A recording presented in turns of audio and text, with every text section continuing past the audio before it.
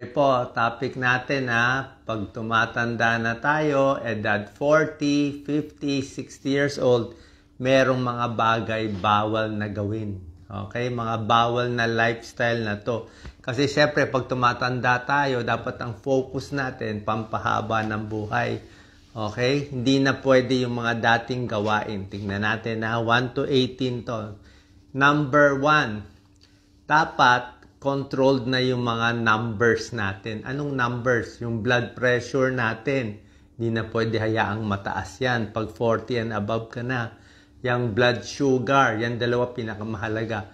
Blood pressure, dapat mas mababa sa 140/90.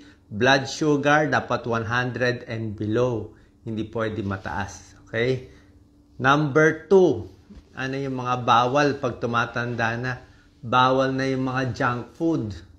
Okay? Mga junk food natin, di ba pag bata tayo, puro tayo chips, chichirya, lahat ng gusto natin, di ba?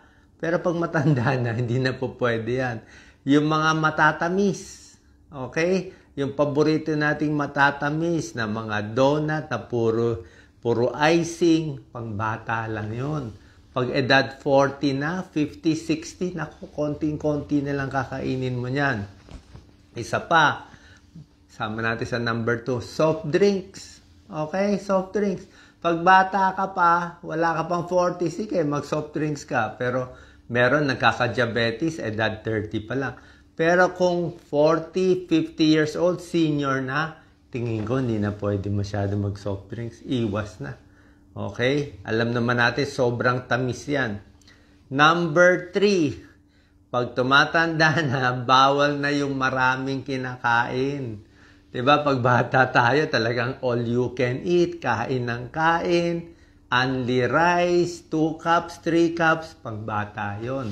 Pag tumatanda, tandaan nyo, dapat konti lang ang kinakain. Tingnan nyo yung mga taga-Japan. Kaya mahaba ang buhay ng mga Japanese. Konti lang sila kumain. Tingnan nyo yung mga bento box nila. Ang liliit, di ba? Ganun lang kaliliit dapat. Kahit yung dessert nila maliit. Isa pa, mas matanda tayo, mabagal ang metabolism. Pag mabagal ang galaw ng katawan natin, mabagal metabolism, mabilis tayo tumaba. So you have to eat less. Actually, may pag-aaral yan eh. Yung taong mas konti ang kinakain, mas payat, mas mahaba buhay. Nakakagulat. Mas konti kinakain, mas mahaba ang buhay. Mas payat, mas okay pa. Kasi siguro, pag marami pagkain, nahirapan yung katawan. Number 4, dapat tama na kinakain natin. Okay? Hindi na pwede masyadong matataba, mamantika. Pag tumatanda na, dapat marami ng gulay, marami ng isda, di ba? Gulay, isda, prutas, yun ang kakainin natin. Number 5, na bawal sa nagkakaedad. Ito, magugulat kayo. Number 5, hindi na pwede masyadong pagpupuyat. O yung walang tulog buong gabi. Inuman buong gabi. Night out. Hindi na kaya pag tumatanda. Pag bata pa tayo, kahit hindi ka matulog 2 araw, di ba? Kaya. Kaya ng katawan. Pero ngayon, hindi na kaya ang sobrang puyat. Kung bata ka pa, kaya mo pa mag-duty. Parang kami mga doktor. Diba? 36 hours duty namin, kaya namin noon yon. Pero ngayon, papa-duty mo ng 36 hours, hindi na kaya ng katawan. Manginginig na ang katawan. So, sobrang puyat, hindi na bagay yan pag tumatanda. Number 6, sobrang stress. Okay? Sobrang galit. Sobrang init ng ulo. Init ng ulo. Pag bata ka, may kaaway ka, sigawan, suntukan, di ba? Pwede, di ba? Baliwala. Pero pag may edad na, delikado po. Ingat kayo sa sobrang galit, sobrang inis. Kahit kung meron kang pinapagalitan, galit na galit ka, delikado. Baka ma-high blood, baka bigla ka ma-stroke. Di ba? Tsaka pag matanda ka na, nagalit ka, kita mo parang bibigay na yung katawan mo, hihingalin, baka biglang huminto puso, hindi natin masabi. Number 7, okay? Pag bata ka, okay lahat, lakad, takbo, ikot. Pero pag above 40, 50 years old, yung balance napakahalaga. yung balanse. Okay? Kasi ngayon, hindi na pwede pabigla-bigla pag edad 50 pataas. Kasi na-off balance na tayo. Mapapansin nyo yan.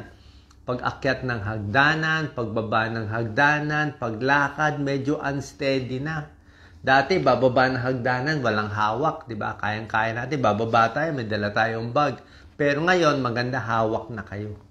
Kung may kasama, wala namang masama humawak. Mamaya, mamali ka ng tapak, matumba ka. Okay? Number 8. Pag tumatanda na, dapat, ito yung pinaka-secret ko, dahan-dahan sa galaw. Ano ibig sabihin dahan-dahan sa galaw? Slowly. Actually, sabi yan ni Donald Trump, ni dating Presidente Donald Trump. Ang turo niya, ganyan. Sabi niya, dahil matanda na nga siya, di ba, nung president siya daw lagi dahan-dahan, akyat ng airplane, pababa, slowly, tingin, pag-ikot, slowly. Bakit? Pag tumatanda tayo, maraming delikadong movements. Yung balance mo nawawala. Yung hilo mo mas madalas. Tama, di ba? Pag tumatanda, more vertigo, more hilo. Tumingin ka lang dyan sa baba, tumingin ka ganyan, mahihilo ka na Biglang ikot, medyo mahihilo ka na. Pero pag bata ka, di ba, iikot-ikutin ka ng kalaro mo, kaya natin Pero pag tumatanda, slow movement.